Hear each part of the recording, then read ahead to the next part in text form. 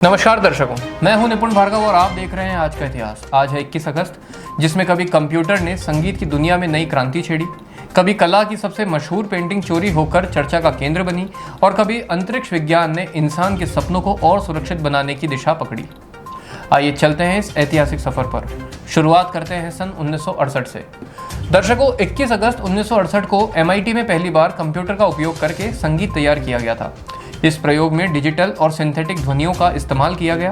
यह संगीत और तकनीक के मेल का मील का पत्थर था। इसके बाद इलेक्ट्रॉनिक और डिजिटल संगीत की नींव रखी गई और संगीतकारों के लिए नए प्रयोगों के रास्ते खुल गए। आज की आधुनिक म्यूजिक इंडस्ट्री इसी खोज पर टिकी है। संगीत की दुनिया में इस नए प्रयोग के बाद अब नजर डालते हैं कला की दुनिया में घटी उस सनसनीखेज घटना पर जिसने पूरे विश्व को हिला दिया। 21 अगस्त 1911। दर्शकों, यही वो दिन था जब लियोनार्डो दा विंची की प्रसिद्ध कृति मोनालिसा पेरिस के संग्रहालय से चोरी हो गई थी। 3 इतालवी कर्मचारियों ने इस चोरी को अंजाम दिया था और पूरी दुनिया दंग रह गई थी।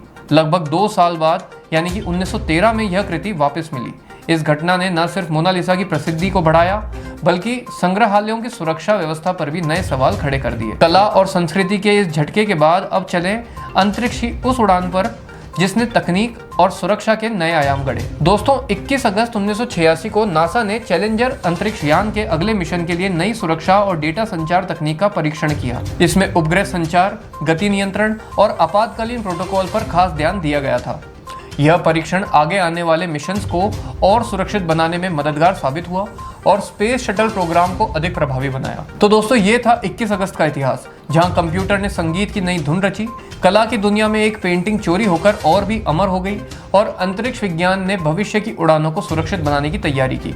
इतिहास हमें ये याद दिलाता है कि चाहे संगीत हो, कला हो या विज्ञान, हर क्षेत्र में इंसान नए प्रयोग करता है और उन्हीं से भविष्य की दिशा तय होती है। कल फिर मिलेंगे एक नई तारीख और एक नई कहानी के साथ। धन्यवाद।